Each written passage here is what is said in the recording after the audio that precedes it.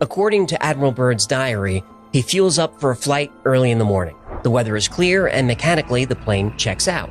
At 8:15, at an altitude of 2,300 feet, he checks in. 08:15 hours. Radio check with base camp. Situation normal. At 10 after 9, he notices a color pattern in the snow. Nothing extreme, but he circles the area to get a closer look. He makes visual contact with camp and radios in his findings. Then, his instruments start to act strange. He writes that both his compasses are gyrating so much that he can't even use them. So he uses the sun to navigate and maintains a visual of camp. He reports that his controls are feeling sluggish. He's concerned about the wings icing up. There's a little ice, but no indication of a problem, so he continues flying toward what he perceives as a mountain range. 09:49 hours. 29 minutes elapsed flight time from the first sighting of the mountains. It is no illusion. They are mountains and consisting of a small range that I have never seen before. He crosses the mountain range and descends toward what he describes as a green valley with a small river running through it. There should be no green valley below. Something is definitely wrong and abnormal here. We should be over ice and snow.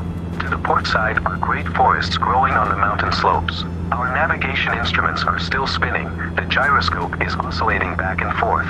He drops down a bit and circles back for a closer look. He reports the green as being moss or tight grass. The light seems different here.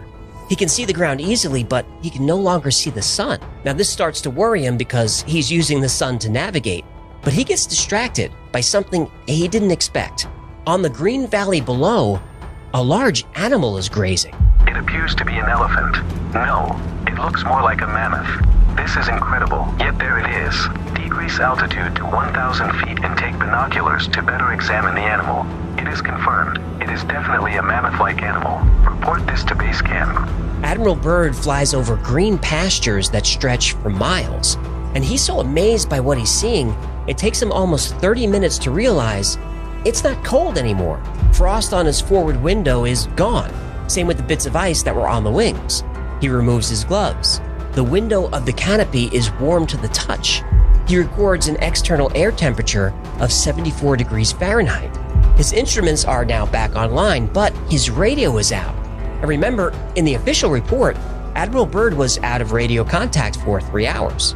So he flies for another hour over what looks to be a countryside or a pasture.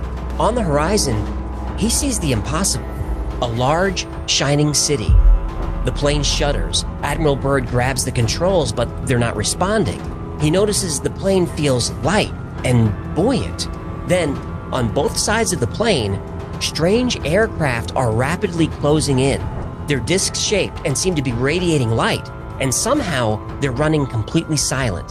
Now, thinking this is now a really good time to head back, Admiral Byrd tries the controls again. No luck. The plane's engine suddenly cuts out, but somehow continues flying, controlled by some unseen force. The craft are right up alongside his plane now, close enough that Admiral Byrd can see markings. In that instant, his wonder turns to terror. The markings are swastikas.